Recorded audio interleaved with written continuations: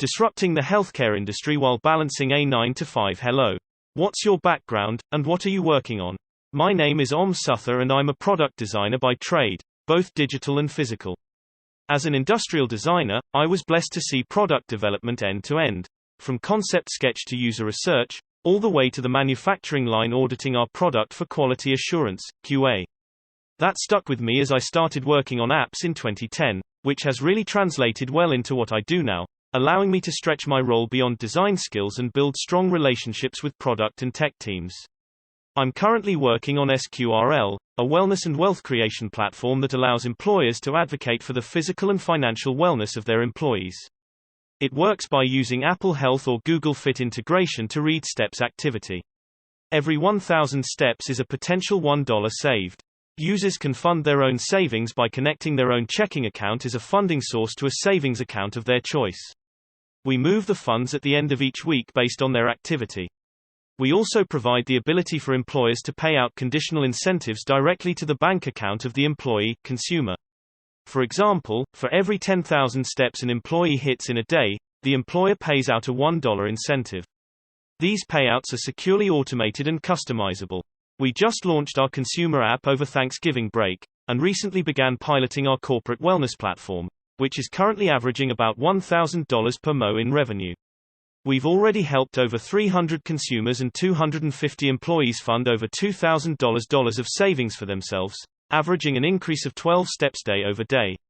What motivated you to get started with SQRL? I've been working to solve money problems in the financial industry for some time now, and I realized that humans are complex and our problems don't obey the verticals of our industries. To get more specific, money and health are intrinsically intertwined. Poor health promotes poor decision-making, which in turn is a further detriment to health, feeding a vicious cycle. I believe good health isn't a privilege exclusively for the affluent, rather something that should be affordable and within reach for everyone. My first attempt to validate this idea involved running a 1-month test. I pestered about 40 acquaintances for a screenshot of their steps every evening, and the next day I would pretend to be SQRL, texting all sorts of motivation first thing in the morning with a phone number they didn't know I had. The idea of pay yourself first came from the book Rich Dad Poor Dad by Robert Kiyosaki. I learned a lot about the power of positive reinforcement and discovered my most effective messages were non-judgmental and encouraging. They recognized or rewarded my users for their level of activity and showed them the compounding power of what they were doing by forecasting forward. For example, at the end of the week, I'd text, "Wow, this week you took 67,000 steps that could save you $67 bucks. At this rate, you'll have over $1,200 with a year saved up, go you." Something so small, like starting your day with recognition that reminds you to love yourself, has the power to set the tone for the rest of the day. My background in empathy, human-centric design, and user research really came in handy when trying to decipher the dissonance between what people do, say, and feel, which helped me define my product iteratively over the past 8 months. During the time I was noodling with this, my wife and I had just become first-time parents. I put the sleepless hours into creating countless prototypes and running tests on usertesting.com to get feedback from strangers as well as acquaintances. I've maintained a full-time job throughout the process, scaling a hypothesis into a test, which then became an app, which is now blossoming into a business. For the past 8 months, I've typically been working from 8 p.m. to 2:30 a.m. every weekday and another 20 hours on weekends to get the business to where it is now. This has been bootstrapped with our savings and a small injection of funds from family and friends. What went into building the initial product? The initial product has taken over 15 clickable prototypes, 8 months of development, and over 1,500 hours of design work, none of which would have been possible if I didn't have the support of my amazing wife. I'm not sure if it was out of just love or pure adrenaline, but the birth of our first child motivated me to do more than my normal 9-to-5 job. I've always had the desire to build something but struggled to find something scalable, something I could start by myself but could grow to be a lot larger. I had procrastinated long enough on the idea of SQRL to feel confident about taking the leap into making it. For the first few months, a lot of time went into designing, testing, and refining the connection bet. Wean steps and savings. I wrestled a lot with how to define the product, an identity crisis of sorts. Is it a finance app or a health app? And why do I have to choose? Each month, I would test a new prototype. By the third month, I felt confident enough in the narrative to go find a team to build a higher fidelity prototype. I recruited a team of 3 local developers, one for iOS, one for Android, and one for the back-end and architecture from my local network of friends within a couple of weeks. They were excited to work on something that gave everyone a strong sense of purpose, utilized their skills, and would hopefully be lucrative someday. As a team, our starting point was to assess the design intent and prioritize features and scope. For our alpha build, we prioritized Apple Health and Google Fit integrations to build out the core dashboard. Our second priority was to develop and launch notifications for daily, weekly, and monthly reviews. Our third and final core feature was integrating with Dwoller API for Arc money movement and Plaid for real-time bank authentication. We used Firebase for data storage, Twilio for two-step authentication, and MailChimp for email notifications. We made the decision as a team to invest in native languages so we wouldn't have to rebuild the codebase down the road. We built our Android app in Courtland and iOS app in Swift 4. Our back-end engineer played the role of architect as the other 2 developers focused on their respective platforms. We used Trello to organize tickets onto a Kanban board capturing product spec and intent, Zeppelin to communicate, share visual assets, and InVision for prototypes. Reach out and ask questions. You'd be surprised how many responses you get if you are candid, have integrity, and aren't a pushy asshole about it. This was a time of lots of horizontal growth for the team. We learned what it would take to integrate with our API partners, how to structure our data, and how much work goes into simple push notifications. Hint: it's always more than what you plan for. By early 2018, we launched an alpha build for iOS and Android that we built in 3 months of design and development that didn't move any money, but showcased potential savings and sent notifications every morning customized to the user's level of activity. There were a lot of bugs and we did a lot to stabilize the integrity of our health API integrations. As soon as we finished our alpha, my expectations were growing to mature the product into something more desirable and sticky as an experience. I realized our part-time development efforts weren't going to get us there. At the same time, 2 out of my 3 developers wanted out due to time commitment issues and waning interest. We ultimately couldn't agree on an equity amount for the work they had done, and I basically had to resolve the matter by discarding the entire alpha build to date and starting all over again. This was a big learning moment for me in the importance of explicit communication, proactive expectation management, and trusting your gut when it comes to team building. My advisor connected me with a great offshore team that I transitioned to, and in 1 month we had rebuilt the entire alpha prototype.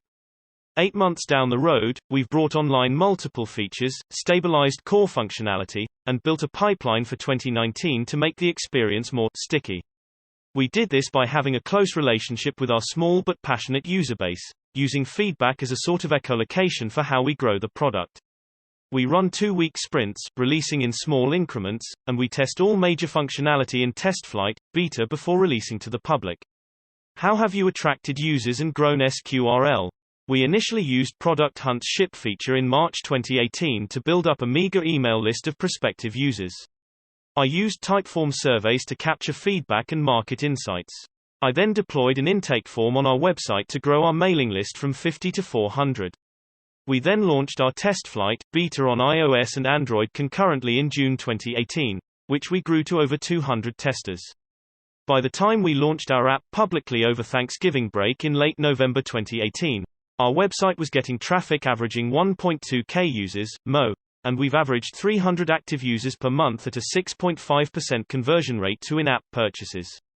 We've built a custom analytics dashboard with our own APIs into our dataset and, much to our surprise, our top users are from Alabama, Georgia, and California. Our users spend, on average, 2 minutes in the app each day and we've moved over $2,000 in savings to date. Considering this is all organic growth without any paid advertising, I err on the side of continuing to invest in improving the product experience rather than getting addicted early to paid, short-term gains. For example, by focusing on user experience, we've cut down our upgrade process within the past 2 weeks from 22 screen state down to 12, radically improving our conversion rate to over 14%. At the same time, I have reached out to local business owners and thought leaders in the health insurance field to quickly ramp up my industry knowledge. In the past 3 months, I have prototyped my pitches and learned more about my target audiences to turn what used to be not interested responses into scheduling introductory meetings. I've used the same product development process to hone my B2B sales strategy. I primarily use my commute to and from work for these calls, about 2 hours each day, and I treat every conversation as an opportunity, whether it's for my edification or a potential lead. I have 2 pilot companies with a total of 250 employees for the wellness platform and 3 other companies totaling 5,000 employees in our pipeline for when we exit pilot in May. What's your business model, and how have you grown your revenue? While we've launched the consumer app that provides some revenue from a one-time, in-app purchase, we never expected that to be our main source of revenue, but rather a differentiator for our corporate wellness platform.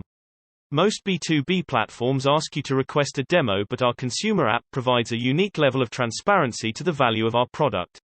We charge for a one-time setup fee and a monthly subscription of $4 per user per month with a 60-day trial period. Money and health are intrinsically intertwined. While our competitors like Castlight, Fitbit and ClassPass have fantastic portal-based solutions that are enterprise solutions built top-down, SQRL is a grassroots movement built from the bottom up. We have a laser focus on user retention and long-term behavior change that starts by acknowledging and accepting where you are at, no judgment. As far as we see it, these 2 areas of focus are where our competitors fall short. For example, a third of people who buy a wearable stop using them within 6 months, and more than half eventually abandon them altogether. This is a major disadvantage for Fitbit's program, where the hardware cost is amortized into the subscription fee. Low dependency and high value make SQRL the lowest barrier of entry into a corporate wellness service. We've built our differentiators based on the weaknesses and feedback on competitive products. My first corporate customer was a small, local business that I found through personal association. We used our first pilot to attract the next few clients through cold emails and LinkedIn. Networking isn't a needs-based exercise, but rather a daily routine which allowed me to grow my network over the course of the last year by over 1,000 contacts. Each conversation was an opportunity to further refine my storytelling and build my confidence in communicating the product offering. We now have a waitlist of over 5,000 employees to onboard in May when we complete our initial pilot and launch our corporate wellness platform to the greater public. We're currently making $1,000 per MO in revenue. While we are not currently profitable, we have been making money from day one. We have new features to share user-generated content for daily achievements, a weekly league for users to compete against people within their network, a head-to-head daily steps competition, and a group goals feature that allows up to 6 users to save for a common cause together. We will be releasing these features from now to August, adding value to our offering along the way. What are your goals for the future? My tactical goal is to help every user save $1,000 within a year and add at least 2,000 steps to their natural habit, which translates to an 8% reduction in risk of developing a cardiovascular-related disease, which amounts to an estimated $500 in annual savings per person. My 6-month plan is to extend the corporate wellness offering out of pilot and turn on our sales engine. I believe good health isn't a privilege exclusively for the affluent, rather something that should be affordable and within reach for everyone. My 3-year mission is to influence the health insurance industry to look beyond pre-existing conditions and use patterns in a person's ability to adapt and keep a healthy habit as an active measure of health insurance worthiness, with the hope of making healthcare more affordable. My 10-year mission is to extend SQRL globally in a way that is relevant to each respective culture, making the culture of saving and wellness within reach for every workplace worldwide. Our biggest roadblocks are going to be how to integrate with HSA plans and provide pre-tax value to consumers. Finance and healthcare are the 2 most regulated industries, and that makes innovation that much more challenging and rewarding. What are the biggest challenges you've faced and obstacles you've overcome? If you had to start over, what would you do differently? The biggest challenge is funding a startup within the uncomfortable space between what you can afford to bootstrap and what you could raise in a seed round. Used to be it was enough to have an awesome pitch deck, then an MVP prototype, and now it's actually moved further into whether can you prove users want to pay for this, and if yes, do you understand why? If I had to do it all over, I would have built some of the social features before introducing the money movement within SQRL, because the supporting APIs are expensive. An MVP today is not enough, the experience has to be sticky and showcase an exponential adoption curve and great conversion. For all that, it has to be a desirable experience. Have you found anything particularly helpful or advantageous? Consume all the content you can about your industry vertical, startups, whatever from Reddit, podcasts, LinkedIn. I try to pack every part of my day from my commute to my time at the gym with content to just immerse myself into the life I want while living the life I am currently in. I found it really helpful to reach out and ask questions. You'd be surprised how many responses you get if you are candid, have integrity, and aren't a pushy asshole about it. Jason Calacanis's @Jason on Twitter podcast This Week in Startups has been so insightful and fun to listen to. What's your advice for indie hackers who are just starting out? Some or all of this will sound cliché, but it really rings true in my experience. Love what you are working on the way you need air to breathe, because that's where the perseverance and grit you need will come from. The concept of a startup is to compress all the pain, learnings, and growth from a 5-year timespan down to 2 to 3 years. Check in with yourself throughout the process, manage expectations and your relationship with yourself. It's a marathon, not a sprint. Just because you worked hard doesn't mean you're entitled to results. It's simply a qualifier for the opportunity to catch a break. Like swimming, you're trying to build a rhythm for yourself to keep going and string together a bunch of breaks towards a goal. Where can we go to learn more? If SQRL seems interesting and aligns with your values, I encourage you to visit our website and maybe even give the app a whirl. You can also follow us on Twitter @SQRLme, Instagram @SQRLme, and Facebook. I value your feedback and encourage you to leave me some comments and questions below. Backhand index pointing down, medium skin tone. Suther, founder of SQRL, want to build your own business like SQRL? You should join the Indie Hackers community. Hugging face, we're a few thousand founders helping each other build profitable businesses and side projects. Come share what you're working on and get feedback from your peers. Not ready to get started on your product yet? No problem. The community is a great place to meet people, learn, and get your feet wet. Feel free to just browse. Courtland Allen, Indie Hackers founder. Disclaimer: I wanted to record Indie Hacker interviews so that I would be able to listen to them as I drive or work out. I do not own this content, so please support the Indie Hacker community by reading the original interview via the link in the description. And if you're interested in joining an incredible community of entrepreneurs working to build online businesses, I can't recommend checking out indiehackers.com enough.